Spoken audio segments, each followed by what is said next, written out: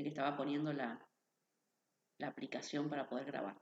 Bueno, entonces, primero, al menos los que pudieron ver, Fernando, ¿querías decir algo?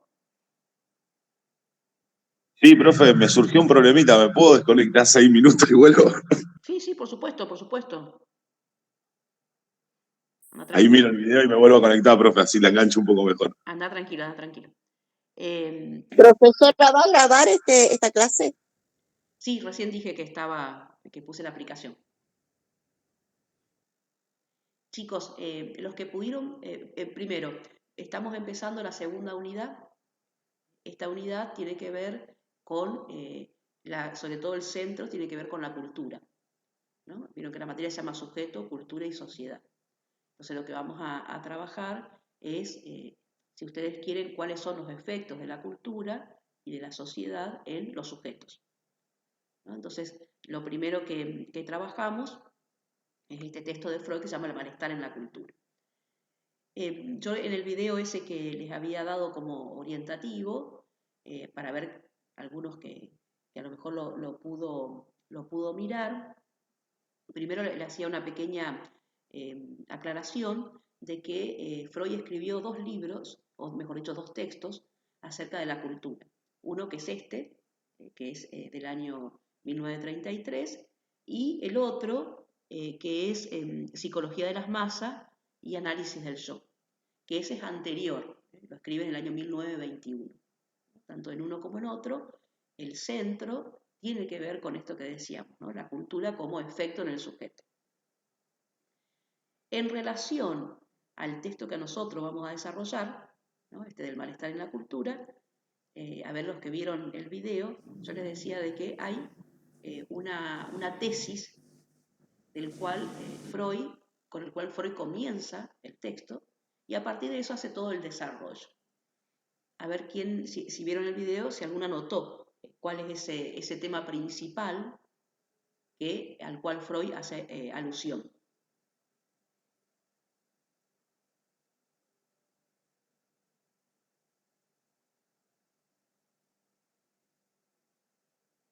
¿Alguno lo anotó? Porque me dijeron que algunos que habían visto ese video, ¿no es cierto? ¿A los deseos que no se pueden cumplir? A ver cómo sería eso. Tendríamos que darle un poquito más de forma. Como que queremos algo y no llegamos a cumplirlo, viendo lo que alrededor tenemos. Claro, pero dicho así, le falta algo importante. Puede ser, profe, que el hombre como que se reprime porque vive en perpetuo malestar. Sí, no sé si no podríamos pensarlo como perpetuo, ¿no? Pero bueno, yo se los digo, así ustedes también empiezan a poder pensarlo tal cual como está en el texto, ¿no? En el texto, Freud dice de que, es decir, el tema principal que atraviesa todo este capítulo 2, porque el texto es mucho más largo, ¿no? Todo este capítulo 2, así como estaba en el video, decía, el irreductible antagonismo entre las exigencias pulsionales y, ¿qué cosa? A ver si alguno lo dice. Entonces, vuelvo de nuevo, el irreductible, si quieren pueden ahí copiarlo, el irreductible antagonismo entre las exigencias pulsionales y las restricciones impuestas por la cultura.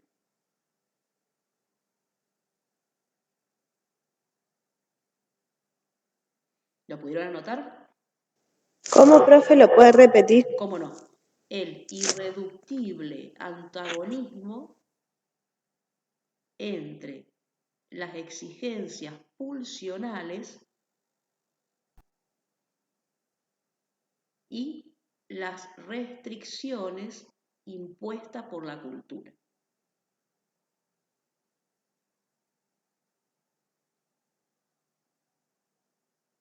Es decir, que ese es el tema central de este capítulo 2. En realidad de todo el texto, no solamente del capítulo 2, lo que pasa es que el capítulo 2, bueno, hace un desarrollo. ¿Exigencias de qué era, profe? Exigencias pulsionales.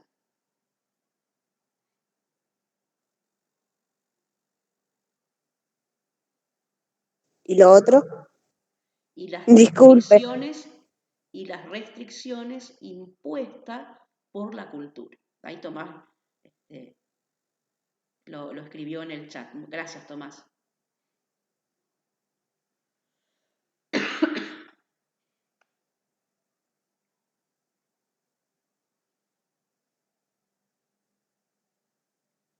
Bueno, ¿lo pudieron anotar ahí? Así lo analizamos.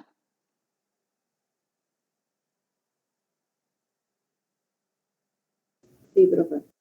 Sí, profe. Entonces, si tuviéramos que analizar esa afirmación de Freud, ¿qué les parece que está diciendo?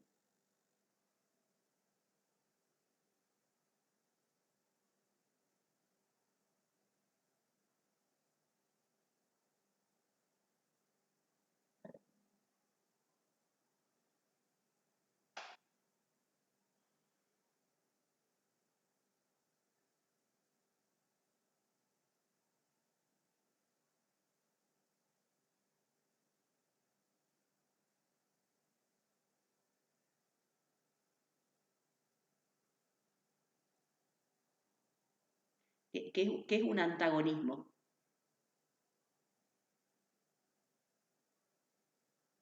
Una contrariedad sería. Como Bien, una algo que, oposición. exactamente, algo que está, podríamos decir, como contradictorio, ¿no? Es decir, que cuando dice irreductible, es aquello que no se puede evitar, ¿no? Por eso dice irreductible. Entonces, entre esta, si quieren, yo en el texto, perdón, en el video le decía como que hay una tensión constante entre las exigencias pulsionales.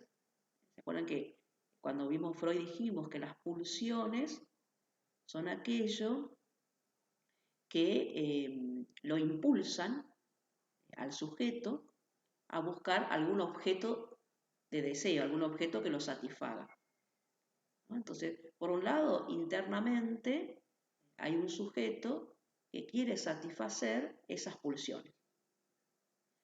Pero ¿con qué se encuentra? Con las restricciones impuestas por la cultura. Bien. ¿Y qué les parece que querrá decir eso? Las restricciones impuestas por la cultura. Que hay cosas que no va a poder realizar por por las prohibiciones que le rige la cultura. Exacto, ¿no? En toda O cosa. puede ser por lo que está mal visto, profe, en la cultura, o bien visto. Bueno, O, una restricción sería lo que culturalmente no se debe hacer, con lo cual no significa si está bien o está mal. Eso sería otra discusión, ¿no? Lo que sí dice Freud, que en toda cultura hay un conjunto de ideales, de exigencias, que se nos pide para poder ingresar a ella. Y cuando nosotros ingresamos a la cultura, no ingresamos de cualquier modo. Es decir, tenemos que, por un lado, hacemos un registro de lo que deseamos, pero por otro lado, tenemos que, de alguna forma, acatar alguna, alguna de esas exigencias culturales para poder convivir, ¿no? Si nosotros no acatáramos ninguna, no podríamos convivir.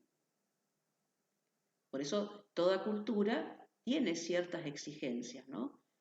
Ciertamente que esas exigencias a lo largo de la historia también se van modificando, porque en esa tensión constante también los sujetos eh, pudieron ir modificando ciertas exigencias, pero a su vez aparecen otras. Por eso Freud dice, nunca va a desaparecer esa tensión entre los deseos internos de cada uno de los sujetos, es decir, de cada uno de nosotros, y lo que la cultura nos exige. Entonces, eso es lo que él intenta poder analizar. ¿Qué relación tiene esto con esto del malestar en la cultura? ¿Qué les parece? Si siempre hay ¿Puedes algo... repetir la pregunta? ¿Cómo, Darina? ¿Puede repetir la pregunta? Sí, ¿qué relación tendrá entonces con esto que Freud dice, el malestar en la cultura? Teniendo en cuenta esta tensión constante que hay entre nuestros deseos y las exigencias culturales y los ideales de la cultura en la cual vivimos, ¿no? Por supuesto, las culturas son distintas, hay exigencias distintas, pero más allá de que la diferencia cultural siempre, dice Freud, va a estar en tensión nuestros deseos con esas exigencias culturales. ¿Y qué tendrá entonces que ver, reitero la pregunta, qué tendrá que ver esto con el malestar en la cultura?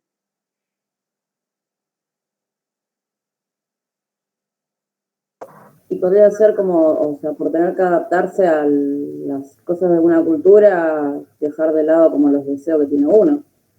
Bien, a lo mejor no dejarlo totalmente, a veces solamente es modificarlo un poco, otras veces sí, es renunciar a ellos, ¿no?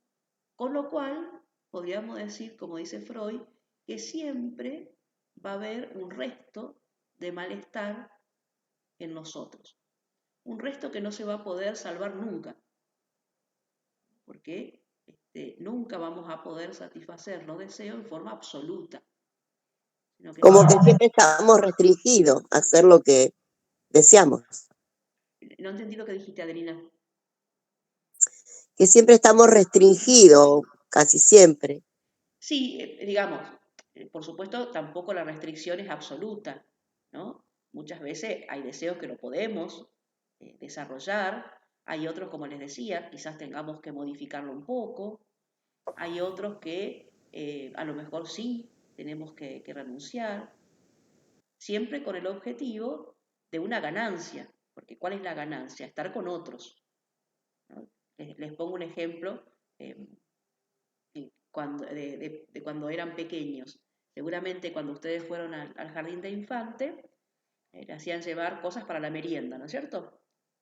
Masitas, qué sé yo, las cosas que le hacen llevar a los chicos. ¿Y qué había que hacer con eso que uno llevaba para la merienda? Compartir. Exacto.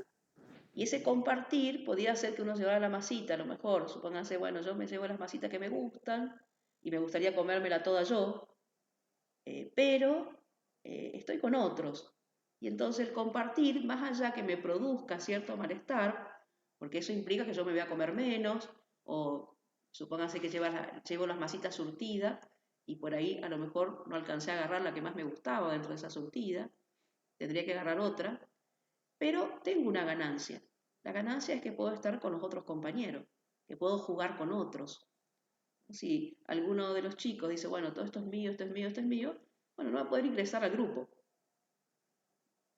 Así que el compartir implica cierta renuncia a ese deseo de comerme en forma individual todas las masitas. Eso sería una opción, pero perdería la posibilidad de jugar con otros. Cierto malestar implica el compartir, pero bueno, me da la posibilidad de estar con otros, de jugar, de divertirme, etc., ¿no? Esto es un detalle pequeño, pero como para que vean esta tensión constante que tenemos nosotros, ¿no? Es decir, que Puede ser, profe, que quede un perpetuo malestar porque el hombre como que se reprime, vuelvo de nuevo, se yo no siente. sé si se reprime. La cuestión es que la cultura le da estas exigencias. Es decir, para decirlo de otro término, entre el principio del placer, que sería aquello que puede dirigir nuestra existencia, que es propia de la vida de un niño, y el principio de la realidad, siempre va a haber una tensión. Entonces, a veces a nosotros nos gustaría hacer cosas, pero muchas veces a lo mejor no siempre es que lo reprimimos, por eso digo, no usaría el concepto de represión específicamente. A veces utilizamos otros mecanismos.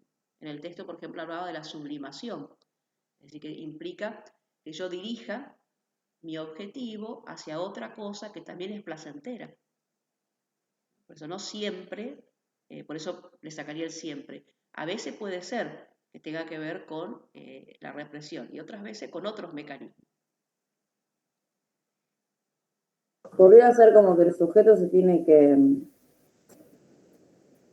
ahora no me sale. Se tiene como que acostumbrar a una cultura, aunque no esté el 100% de acuerdo, pero, o sea, termina obteniendo una ganancia.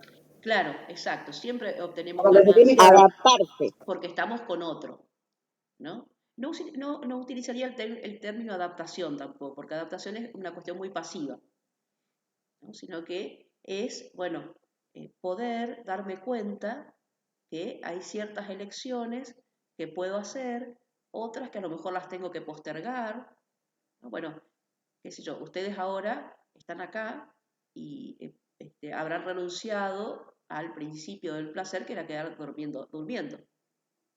Pero en definitiva hay una exigencia, está dentro de la institución, y la institución es parte de la cultura, que a ustedes le dice, bueno, la clase es a las 7.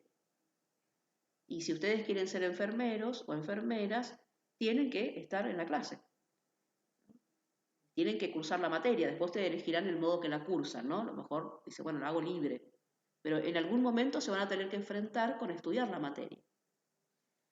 Entonces, entre quizás la cuestión más placentera de quedarse durmiendo y la exigencia que se le impone externamente desde la institución, hay un cierto malestar que, bueno, ese malestar implica que uno lo supera. ¿Por qué? Porque tiene un objetivo, en el caso de ustedes, que es recibirse, o aprender, o habrá otras cosas, ¿no? Y así piensen constantemente, es lindo estar con otros, ¿no? Compartir con otros, eh, encontrarnos, pero eso también supone desencuentros, malestares, malentendido, etcétera, ¿no? Entonces, estar con otro es interesante, pero eso no es sin los malentendidos, no es sin los desencuentros. Por eso Freud dice, es algo que nunca se va a poder salvar. Esta tensión va a ser constante. Así que nunca se va a salvar algo del orden del malestar. ¿Se ve, chicos, eso? Sí, profe. Sí, profe. Muy bien, eso entonces sería, reitero, el tema principal de todo el libro de Freud, ¿no? Después nosotros vamos a abordar solamente el capítulo 2. También yo en ese video cortito les decía que en otro capítulo, no el que ustedes tienen, por eso se los aportaba en el video, en el capítulo 3, Freud también se pregunta, bueno, ¿qué es la cultura? Esto que les decía, nuestra materia se llama sujeto, cultura y sociedad. Y entonces él va a decir lo siguiente, la cultura son la suma de producciones e instituciones, quieren ir tomando por así nota, entonces son la suma de las producciones e instituciones que distancian nuestra vida de los antecesores que son los animales.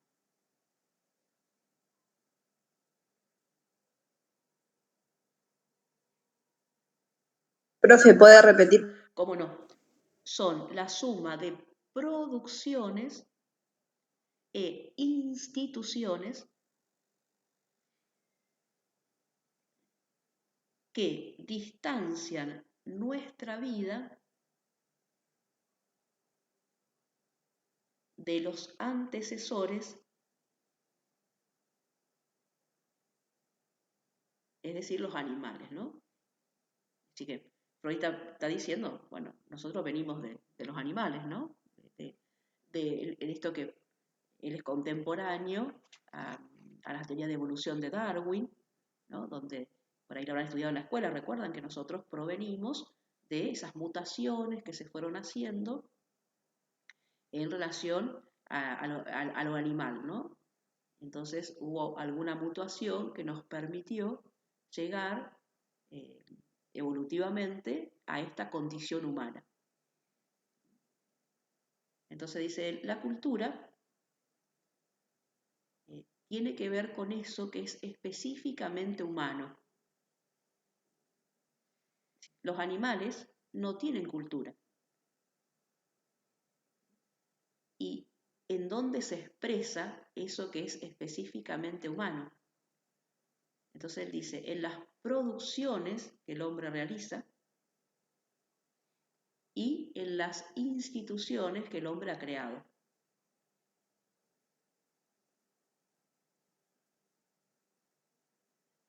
¿Qué les parece que querrá decir? ¿Pudieron tomar ahí la nota de eso? ¿O necesita que le reitere? Esa no Sí, se me profe. nota, profe. Sí, Fernanda. Sí, profe, ¿lo puede volver a decir? Que justo estaba... Entonces sería, reitero toda la idea, ¿no? La pregunta sería, ¿qué es la cultura para Freud? Y Freud dice, son la suma de producciones e instituciones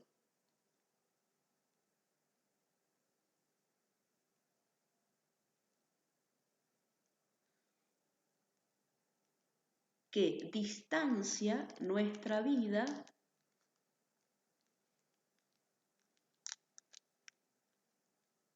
de los antecesores, es decir, de los animales.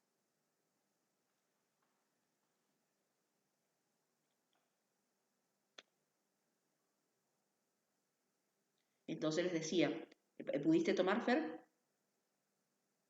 Sí, profe. Perfecto. Entonces les decía, podríamos decirlo de otra manera, para Freud, la cultura es eminentemente humana, es decir, es propia de la condición humana. No existe en los animales cultura.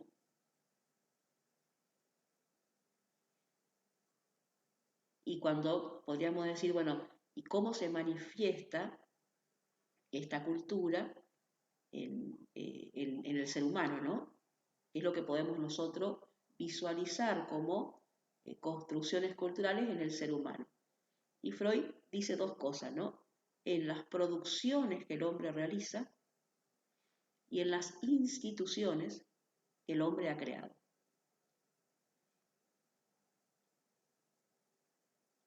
Entonces, a ver si podemos pensar en concreto qué serían esas producciones que son parte de nuestra cultura. ¿Se les ocurre algún ejemplo de producciones que son propias de la condición humana, que en el mundo animal no existen y que ingresarían dentro de lo que Freud llama cultura? ¿Cuáles les parece que podrá ser? Pero el texto él habla de la religión, que el Bueno, hombre no puede realizar porque siempre está inmerso en las reglas religiosas. Yo entendí así. bueno, la religión sería una producción humana para Freud, ¿no? Y también hay alguna institución. Después, por supuesto, él hace una crítica. Vieron que Freud era judío y su posicionamiento en relación a la religión no es positivo. Pero de todos modos, ahora después lo veremos, qué es lo que él piensa acerca de lo religioso. Pero también el hombre produce la religión y a su vez también crea instituciones desde el cual se rigen las religiones, ¿no? La política también podría ser una Sí, producción. exactamente. La política también puede ser una producción. Fíjese que, por decirlo así, nunca vimos a los animales votando, ¿no? O discutiendo una norma política, o discutiendo una ley. Es decir, la ley de los animales está puesta por la propia naturaleza. ¿Vieron cuando se dice la ley de la selva, ¿no? Donde el más fuerte se come al más débil. Bueno, eso es una ley que está inscripta en la naturaleza animal. Nosotros hemos podido crear otro tipo de leyes que permitan la protección de los más débiles, ¿no? En la cual el más poderoso no se coma, podríamos decir, al más débil. Lamentablemente a veces no se produce eso, ¿no? Pero en definitiva se han creado algunas legalidades para que haya una igualdad entre todos los seres humanos. Bien, entonces dijeron la política, lo religioso. ¿Se les ocurre alguna otra cosa más? La educación. La educación, muy bien, la educación, ¿no? Que sería, fíjense que no, si bien uno dice a los animales ¿se lo educa a los animales? Sí, pero a lo doméstico, pero a lo... Exacto, se adiestran, podríamos decir, que no es lo mismo. Claro, pero a los que son salvajes, ¿cómo se educan? No se Exacto, educan. a los que a lo mejor tienen posibilidad de poder domesticarse, que el hombre ha podido advertir a lo largo de la historia que hay ciertos animales que pueden convivir domésticamente, se lo adiestra, ¿no? Que no es lo mismo que educar, ¿no? Porque educar implica un espacio de libertad, un espacio donde podamos pensar juntos, ¿no? En cambio, al animal se lo adiestra a partir de premios y castigos, ¿no? Pero cuando, no sé, a un perrito se le quiere decir que no haga pis en la casa, pues bueno, se lo adiestra para, y se lo reta, etcétera, para que pueda hacer pis donde corresponde, ¿no? Y así podemos pensar. Entonces nosotros antes estamos adiestrados. En realidad lo que él dice que desde el momento que nosotros, los seres humanos, empezamos a ser seres humanos, ahí ya empezó a hacer la producción de cultura. Si ustedes quieren, aún los hombres más, vieron que en la evolución hay distintos momentos de la evolución. Nosotros estaríamos dentro de uno de los últimos estadios, porque algunos ya piensan que con la tecnología nuestra condición humana también va a variar. Pero, si no sé si lo habrán estudiado en la escuela, pero lo primero que hablaban del Homo Faber, que sería el hombre que hace, y entonces el hombre que empezó a crear la rueda, utensilios, la cuestión del fuego, ¿sí? Eh, las, eh, las lanzas para cazar, ¿sí? Fue creando instrumentos que empezaron a formar parte de la cultura. Cuestiones simbólicas también. Fíjense, no sé, celebramos los cumpleaños nosotros. Y eso es una cuestión simbólica, uno no ve un animal que se reúne con otro animal para celebrar el cumpleaños. En todo caso puede ser algunas personas que le celebran el cumpleaños al animal, ¿no? El perrito, lo que sea. Pero Sí, eso iba a decir, profe, veo que ahora se está usando eso. Pero bueno, en todo caso, no es que el perrito dice, bueno, voy a invitar a los perritos vecinos y voy a hacer la torta y bueno, vamos a celebrar mi cumpleaños. En todo caso, es el humano que pone algo de lo simbólico en un animal, pero que en el animal no hay una percepción de que eso tiene que ver con el cumpleaños y todo lo que nosotros sí podemos percibir. Entonces, fíjese, producción, también podríamos agregar, chicos, la ciencia, el arte, todos son producciones humanas. Es decir, nunca vimos a un animal, qué sé yo, haciendo una exposición de cuadros, de esculturas, por ejemplo, ¿no? La escritura, fíjense que también la escritura forma parte de algo que nos permite, no, por supuesto, no siempre el hombre tuvo la escritura, ¿no? Cuando empieza la escritura, se divide en la prehistoria y la historia. La historia comienza cuando, el periodo histórico, cuando el hombre empieza a escribir, ¿no? Que también es una cuestión simbólica. Entonces, por eso, Freud dice, bueno, esas producciones, instituciones que el hombre ha realizado, ha construido, nos permite distinguirnos cualitativamente de nuestros antecesores, dice él, los animales. Con lo cual ustedes ven que, reitero esto, ¿no? De alguna forma está adhiriendo a la cuestión evolutiva que había traído Darwin. Son contemporáneos, como les decía, ¿no? La teoría evolutiva con la teoría freudiana son contemporáneos, siglo XIX, principio del siglo XX. Es decir, que no hay nada del orden de lo religioso en la idea del ser humano para Freud. No hay una creación divina, sino que hay una cuestión evolutiva. Y las instituciones serían las escuelas. Claro, una escuela, bueno, la política, por ejemplo, supónganse, donde la Cámara de Diputados, la Cámara de Senadores, los hospitales, los museos, Teatros. los teatros, exacto, los teatros, todas esas serían instituciones culturales.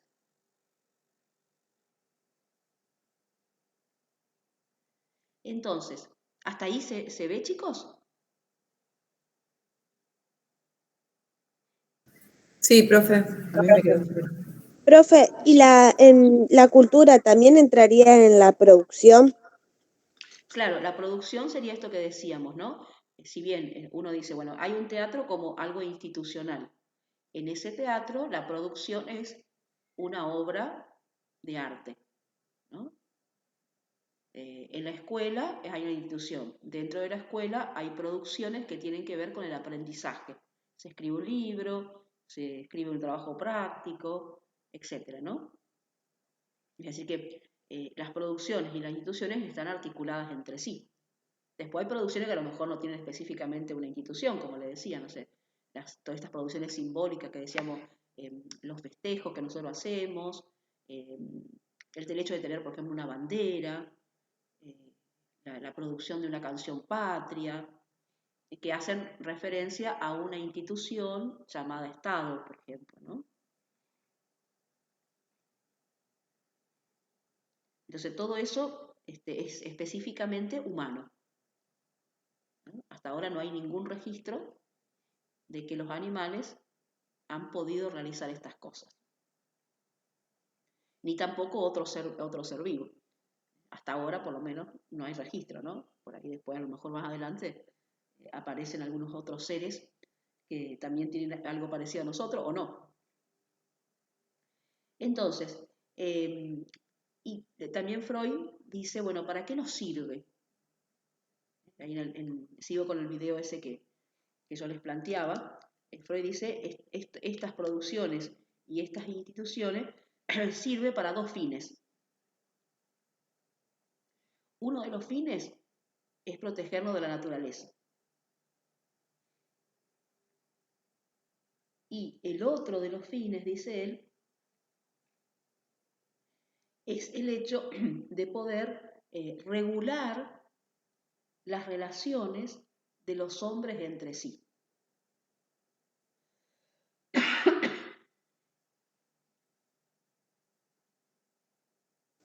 ¿Puede repetir, profe? Sí, entonces decíamos dos fines, ¿no? Uno sería protegernos de la naturaleza, ahora vemos ejemplos, ¿no? Protegernos de la naturaleza, y el otro dice regular las relaciones de los hombres entre sí.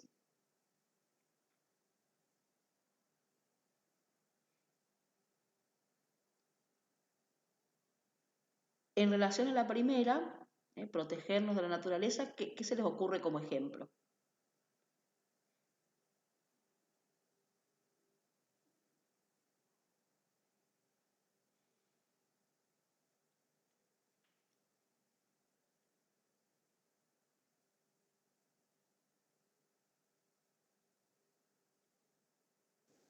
No ser como los animales, no actuar como ellos, No, por bueno, instinto. si quieren, pero ¿qué ha creado el hombre para protegernos de los embates de la naturaleza? De cosas que provienen de la naturaleza, ante la cual nosotros no podemos controlar todo, pero sí podemos protegernos de ella. Y las casas. Las casas. Por ejemplo, muy bien, exacto. ¿Qué otra cosa se les ocurre? La ropa. Bien, la ropa, exacto, que nos permite Protegernos del protegernos a veces frío del o frío del calor. o del calor, si bien también esto también tiene que ver con las distintas culturas, ¿no? Depende si estamos en un clima más frío o más cálido, pero la ropa es algo específicamente humano, ¿no?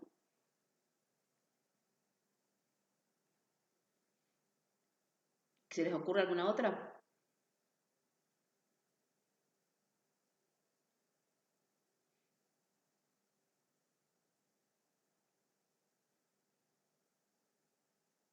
Algo que tiene que ver con ustedes, con la salud. Hospitales. Bueno, los hospitales, que también nos permite, cuando estamos enfermos, a lo mejor y necesitamos algún otro tipo de atención, pero piensen ustedes también que son las vacunas, los Remedios, fármacos. vacunas, sí. ¿Cómo decías, Adelina? Los remedios, las vacunas. Claro, que ahí tendríamos la cuestión de la ciencia, ¿no? Cómo la ciencia, la producción científica, permite poder pensar algún modo de protegernos contra aquello que nos pueda hacer daño. Entonces la cultura, decíamos, esas producciones y esas instituciones tienen que ver con protegernos de la naturaleza. La otra, decíamos, tiene que ver con una regulación, decía él, de las relaciones de los hombres entre sí. ¿Y qué se le ocurre? ¿Qué ha creado el ser humano para poder regular esas relaciones? Digamos, que nos permita tener un marco de referencia para estar con otros. Porque nosotros cuando estamos con otro no es de cualquier modo, ¿no? ¿El matrimonio? Bueno, eso podría ser una forma de regular la cuestión de la pareja, ¿no? Que también es cultural. Eso podría ser. Podría ser tipo como las leyes, las normas. Exacto, exactamente, ¿no? Determinadas leyes que a nosotros nos dan un marco de referencia para poder estar con otro. Como les decía, no estamos con otro de cualquier modo, ¿no? Hay ciertas normas de convivencia, algunas están escritas, otras tienen que ver con cuestiones legales, como decía Adelina del matrimonio, que tiene que ver con una cuestión legal, que permite ciertas protecciones en relación a, en el caso de que hubiese alguna separación o lo que sea, bueno, qué le corresponde a cada uno, etcétera, ¿no? Entonces, estas normativas nos permiten, por eso dice, regular el modo de estar con otro. Entonces, la cuestión, dice Freud, que a pesar del objetivo que tiene la cultura de tener estos dos fines, del que hablábamos anteriormente, en ambos casos, dice él, la cultura falla. Es decir, no nos protege totalmente. Es decir, porque por más que el ser humano ha creado ciencia, ha creado determinadas producciones para protegernos de la naturaleza, muchas veces la naturaleza ejerce todo su poder sobre nosotros, ¿no? No sé, piensen, no sé, un terremoto, por más allá de que nosotros tenemos más tecnología que nuestros antepasados, aún un terremoto, un tsunami, nos puede arrasar, ¿no? Como vimos con la pandemia, por ejemplo, ¿no? Aún un virus insignificante, invisible, ha arrasado, ¿no? Contra nuestra vida, a pesar de tener un desarrollo científico mucho mayor que nuestros antepasados. Es decir, y lo mismo que dice con respecto a la segunda, ¿no? Más allá de esa regulación que nosotros tenemos para estar con otro, siempre esas regulaciones no evitan totalmente los malentendidos, los desencuentros, los conflictos.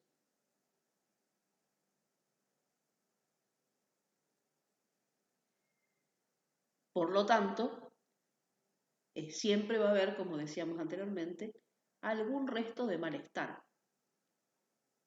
Porque hay determinadas reglas para estar con otro, pero eso no nos da la certeza absoluta de que esas reglas van a evitar los conflictos,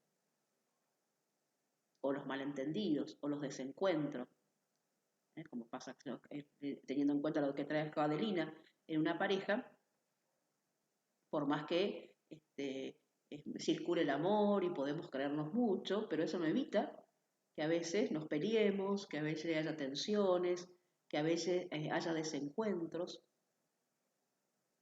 más allá de que hay ciertas regulaciones que a lo mejor cada pareja tiene.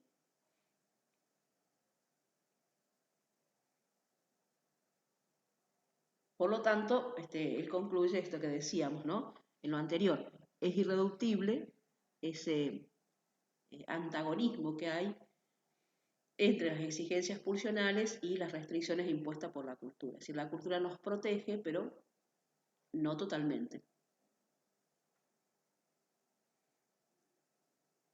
Estos malestares no necesariamente son negativos. ¿Por qué? Porque muchas veces estos malestares permitió y permite que haya cambios culturales.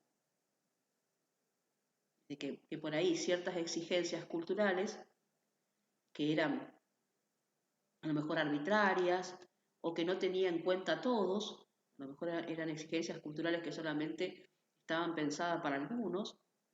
Entonces, ese deseo del ser humano de poder desplegarse con su singularidad hizo que las exigencias culturales también vayan cambiando. Con lo cual implica que la cultura se va como ampliando, pero siempre va a haber igual malestar.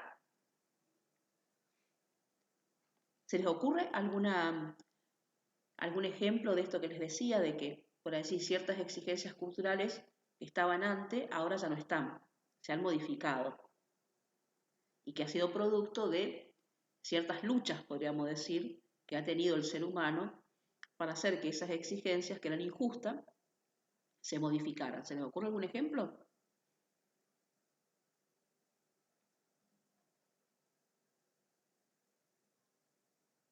Y puede ser como el voto femenino, que antes Muy bien, no era cosa y ahora es obligatorio también, se legalizó. exacto.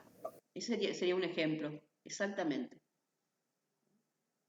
Fíjense que ante el malestar de la mujer por una ley injusta, hay una lucha que permite otorgar el derecho que en ese momento la cultura no otorgaba, ¿no?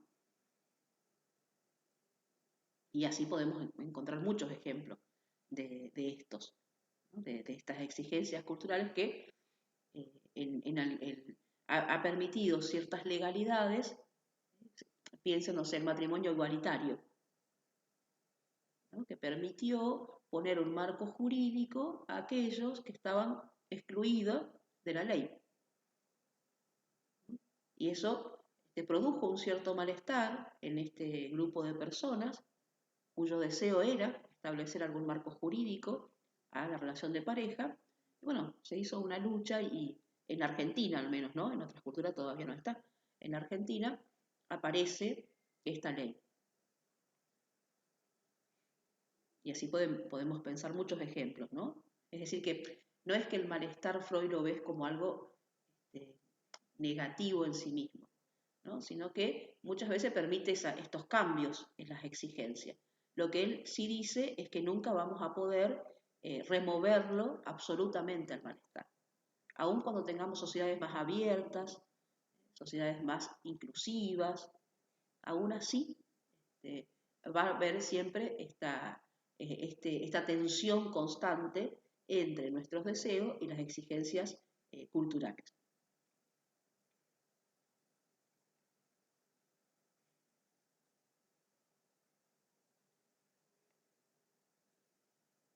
Bueno, ¿hasta ahí estamos, chicos?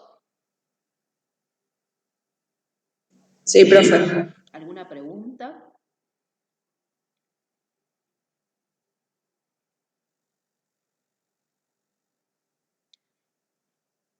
¿Qué piensan de esto que dice Freud?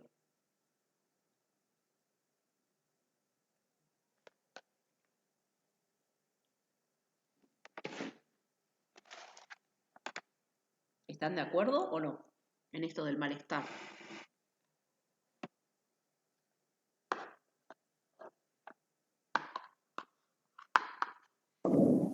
Yo sí estoy de acuerdo, porque, o sea, como que siempre va a existir un malestar o sea, para todos. Nunca nos vamos a moldar totalmente a la cultura ni a nada. Como que siempre vamos a tener un deseo ahí medio inhibido. Exactamente. A veces a lo mejor podemos desplegar más nuestro deseo, a veces menos, pero siempre va a haber ese resto, ¿no? Pongámoslo en el caso del aprendizaje. Fíjense que aprender siempre supone cierto malestar, porque supone ciertas exigencias, ¿no? Si ustedes aprenden dentro de una institución, tienen exigencias. Bueno, hay una determinada fecha para un parcial, hay una determinada fecha para un final. Las condiciones, si bien uno la puede consensuar con el profesor o profesora, pero hay ciertas exigencias que sí o sí las pone el profesor, porque también eso tiene que ver con ciertas exigencias que vienen de la institución educativa. Entonces, para ustedes obtener un título, no puede ser de cualquier modo. Entonces, si bien hay un deseo y nos gustaría que esto, que lo otro, decir, bueno, no tengo parcial. Pero bueno, el parcial también implica que uno se siente a estudiar. Quizás si no hubiese parcial, a lo mejor no nos sentaríamos a estudiar, ¿no? Entonces, el aprender implica encontrarnos con un cierto grado de exigencia que a su vez también nos permite el aprendizaje, ¿no? Porque si no hubiese esa exigencia, tampoco habría específicamente un cierto aprendizaje. Profe, Sí, no, le quiero comentar algo de lo que estamos hablando, de lo que justo te está diciendo. Cuando yo terminé en el EMPA, la secundaria, y teníamos una profe de psicología, y ella nos contaba que dice que el ser humano, con respecto a cuando uno se decide hacer una carrera, dice que lleva 4 años como para tomar el hábito. Por ejemplo, si vos durante 4 años estudiaste, durante 4 años tuviste la constancia, es como que realmente lo vas a hacer. No sé si me explico con lo que les quiero decir. Sí, Como que la mente tiene como para tomar ese hábito, porque dice que, como usted dice, que uno tiene, por ejemplo, bueno, yo quiero estudiar y eso implica que no voy a salir entonces, o que no voy a posponer tal cosa para darle la prioridad al estudio, y dice claro. que, bueno, que está comprobado que durante 4 años es como que el ser humano le lleva para tomar el hábito de hacerse esa costumbre. Claro, exactamente. Es decir, que como todo hábito lleva su tiempo, ¿no? Entonces, si el hábito implica esa repetición de algo, entonces dice, bueno, yo supónganse, si ustedes se organizan, dice, bueno, cada día voy a estudiar 1 hora, 2 horas, lo que cada uno se organice. Pero de un día para otro eso no es que se adquiere, uno tiene que tener esa práctica, ¿no? Lo mismo pasa con la lectura. Dice que no es fácil sentarse a leer un texto de orden científico. Por ahí a lo mejor otras lecturas, si leo un mensaje de texto, otras lecturas son menos complejas, ¿no? Entonces, la cuestión es que así como nos podemos habituar, no sé, a estar 3 horas en las redes sociales también, ¿no? Y después parece que no podemos desprendernos de eso. También podría pasar eso. Pero bueno, esto que decíamos del aprendizaje siempre supone un esfuerzo. No se aprende sin esfuerzo, es decir, sin ciertos malestares. Bien, entonces, no sé si alguien quería preguntar algo, perdón. Pensé que, porque sentí un ruidito, pensé que a lo mejor. Entonces, esto sería un poco lo que ustedes si por ahí los que no vieron el video que yo les había dejado, pueden mirarlo, tiene que ver con esta introducción que aparecía allí en el video. En ese video también yo les daba ciertas orientaciones acerca de cómo leer el texto, el capítulo 2 del texto del malestar en la cultura. Entonces, vamos ahora a hacer esa lectura.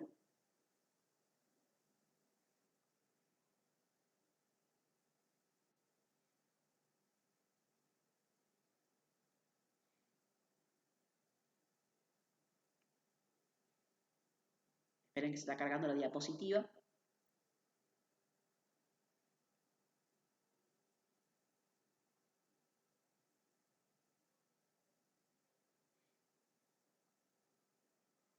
Entonces, Freud se hace esta pregunta, ¿no? Si es posible ser feliz, ¿no? Si hay distintos modos de ser felices. Aparece como alguna pregunta, si bien a lo mejor no está en forma explícita allí en el texto, pero va apareciendo bien en el principio del texto, ¿no? Después la cuestión si bien él ingresa con la cuestión de lo religioso, pero lo dejo para lo último, porque él abre y cierra el texto con esta cuestión de lo religioso. Entonces, cuando él dice en esta pregunta si es posible ser felices, en el texto dice, la vida se nos ha impuesto como algo gravoso, es decir, como algo doloroso, ¿no? En el sentido de que nos trae, dice él, hartos dolores, desengaños, tareas insolubles. Y para poder soportarlo, dice él, necesitamos ciertos calmantes.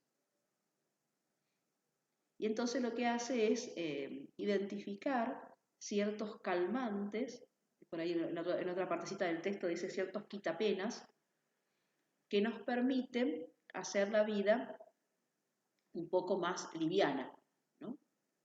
Entonces, ¿cuáles serían esos calmantes? Y él dice que son 3, después los enunciamos y después los explicamos.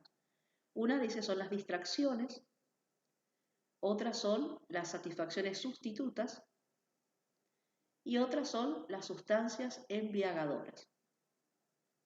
Son las 3 que él dice que el hombre ha construido como caminos para que esta vida que se nos presenta, a veces como muy pesada, nos permita una cierta calma, ¿no? En relación a las distracciones, él dice, toma una pequeña frase de Voltaire, que era un pensador francés, que dice lo siguiente, yo les leo como dice acá en el texto, ¿no? Sería en la página 75. Dice, a las distracciones apunta Voltaire cuando en su Cándido, es un libro que escribe Voltaire, deja resonando el consejo de cultivar cada cual su jardín. Una tal distracción es también la actividad científica. Cuando está diciendo eso es que esas cosas que a nosotros nos distraen son singulares. Es decir, hay gente que se puede distraer, no sé, haciendo deporte, hay gente que se puede distraer leyendo, hay gente que se puede distraer a través de la ciencia. Así que esas distracciones que nosotros vamos construyendo para que la vida sea menos gravosa son singulares. Entonces, la otra característica dice las satisfacciones sustitutas, por ejemplo, dice acá en el texto, como las que ofrece el arte. Son ilusiones respecto a la realidad, pero dice, no por ello menos efectiva, ¿no? Psíquicamente hablando, ¿no? Cuando decimos el arte podemos decir, no sé, si nos gusta mirar una película, una obra de arte, hay gente, no sé, que hace artesanía, entonces a eso le llama satisfacciones sustitutas, ¿no? Que sustituye de alguna forma estos malestares que la vida nos pone por allí. Y las sustancias embriagadoras, que ya está bastante explícito, ¿qué les parece que serán las sustancias embriagadoras? El alcohol, profe. Exacto. Dice, acá el texto dice, las sustancias embriagadoras influyen sobre nuestro cuerpo, alteran su quimismo, dice, ¿no? Las cuestiones químicas. Y bueno, después vuelve a decir, dice, no es sencillo indicar el puesto de la religión dentro de esta escena. Entonces, por supuesto que acá él no está diciendo la sustancia embriagadora como el exceso, ¿no? Sino lo que está diciendo es que muchas veces nosotros nos gusta tomarnos alguna bebida, que... Sí, el modo de relajación, por ejemplo, que hay gente que llega a trabajar y me abro vino, me tomo una copita mientras cocino. Exacto. No está hablando porque después más adelante él dice que si alguien queda enganchado, podríamos decir, en ese exceso, estaríamos hablando de otra cosa, ¿no? Pero no está hablando de un exceso, sino de aquello que nos puede producir cierto placer y que también son creaciones del ser humano, ¿no? Que no tienen nada negativo.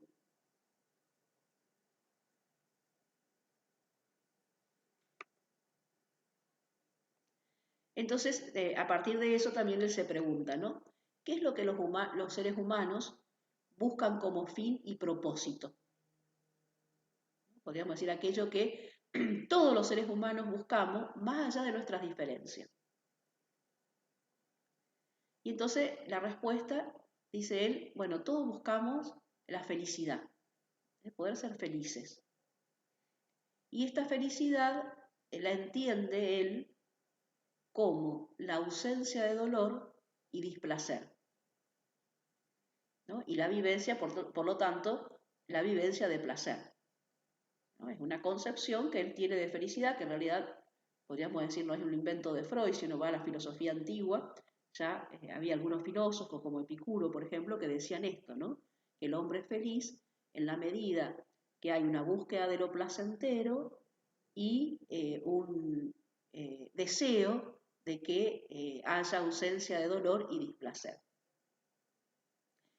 La cuestión es si es posible esto, ¿no? Si es posible que en forma permanente en nuestra vida haya ausencia de dolor y displacer y sea toda vivencia de placer. ¿A ustedes qué les parece? Y no, profe, porque constantemente vivimos cosas nosotros como seres humanos. Exacto, exactamente. Es decir, que más allá de que tendremos el deseo de que el dolor no nos alcance, o el displacer, en la vida cotidiana siempre tenemos cierta cuota de displacer y dolor, a veces mayor, a veces menor, pero existe eso, ¿no? En consecuencia, el objetivo de este ser humano, ese fin y ese propósito que el ser humano tiene, no es posible alcanzarlo en forma plena, dice Freud, ¿no?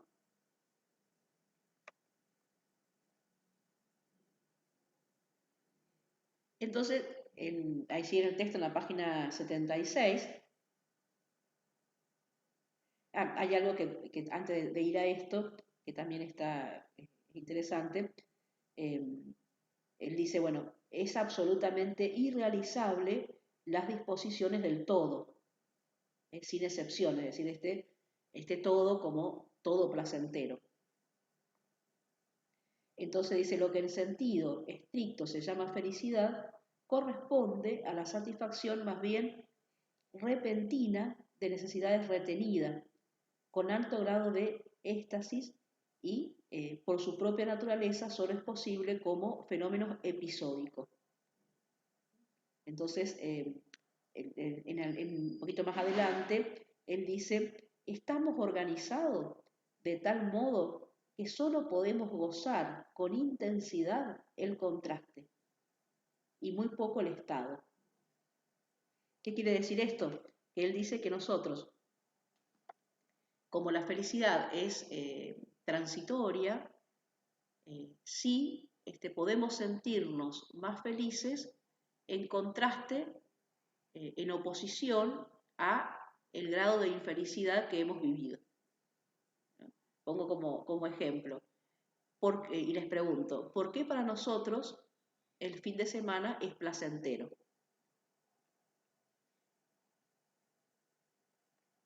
¿Qué les parece? Porque podemos descansar. Bien. Por un lado podemos descansar. Es decir, Podemos hacer actividades que entre semana tampoco podemos hacer. Exacto. Entonces, ese contraste entre lo que hacemos en la semana y el fin de semana nos produce mayor placer cuando aparece el fin de semana. Más allá de que durante la semana hagamos cosas, a lo mejor trabajemos en cosas que nos gustan, todo eso puede estar también, ¿no? Pero ese periodo de descanso lo vemos como en contraste con ese periodo de trabajo. Si nosotros tuviéramos sin hacer nada todo el tiempo, el fin de semana, ¿tendría el mismo sentido?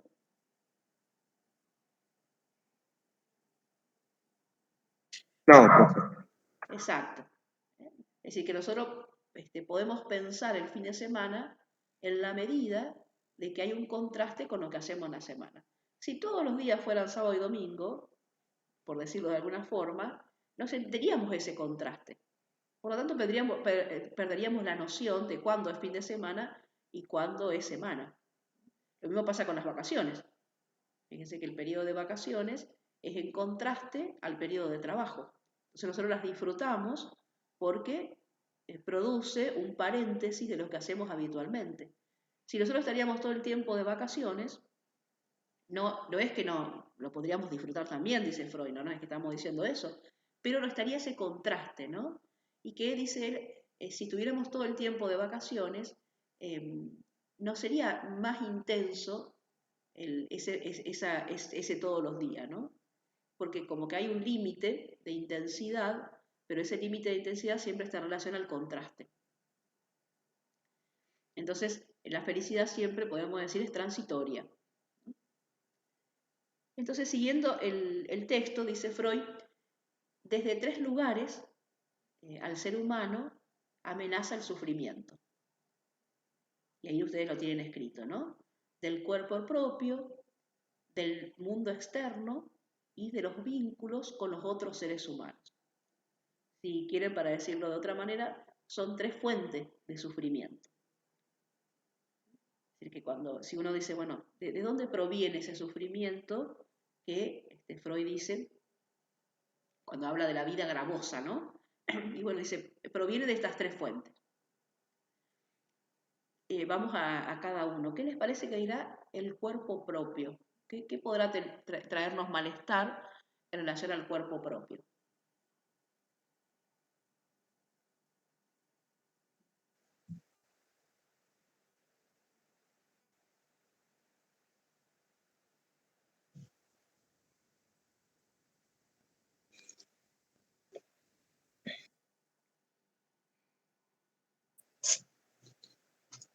Cuando el cuerpo es fuente de sufrimiento. Podría ser cuando nos duele la cabeza, cuando tenemos algo fisiológico. Calculo que también cuando uno está muy cansado, como si fuera un malestar del cuerpo. Exacto. Exactamente. Es decir, que hay algo acá en el texto dice, desde el cuerpo propio que, destinado a la ruina y la desolución, no puede prescindir del dolor y la angustia como señales de alarma, ¿no? Así que tenemos, como decía José, puede aparecer el cansancio, puede aparecer alguna dolencia, puede aparecer algo del orden psíquico, es decir, alguna angustia. Entonces, desde ahí tenemos una fuente de sufrimiento. La otra fuente de sufrimiento, dice él, es el mundo externo. ¿Y ahí qué se les ocurre? En el cuerpo propio tenemos algo del orden del mundo interno, para decirlo de otro modo. En cambio, el mundo externo, ¿qué podría ser?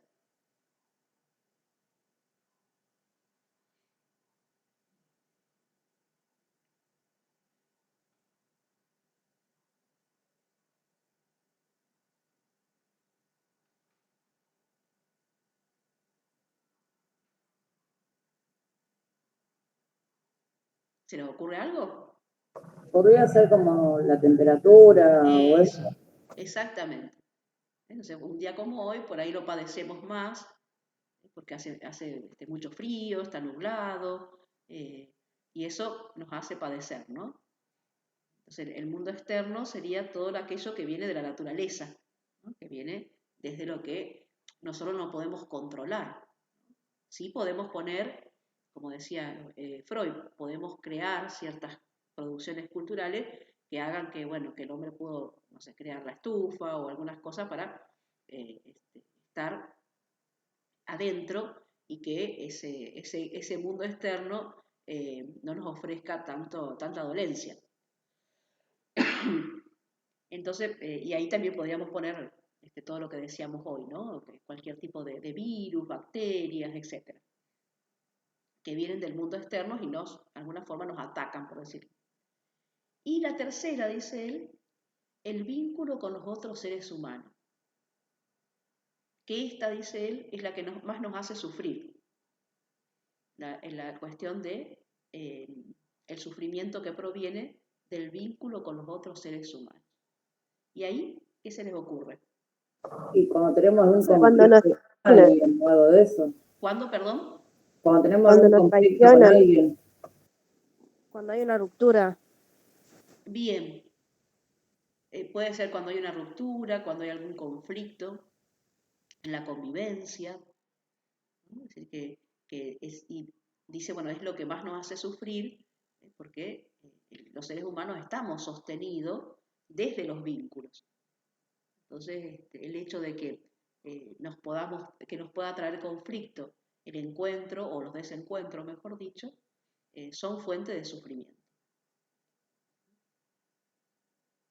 Así en el texto dice, el padecer que viene de esta fuente, hace referencia al de los vínculos, tal vez lo sentimos tal vez más doloroso que a cualquier otro. Nos inclinamos a verlo como un suplemento, en cierto modo superfluo, aunque acaso no sea menos inevitable ni obra de un destino menos fatal que el padecer de otro origen. Entonces, a partir de eso, es decir, a partir de estas tres fuentes de sufrimiento, también el hombre fue creando algunos mecanismos, se podría decir.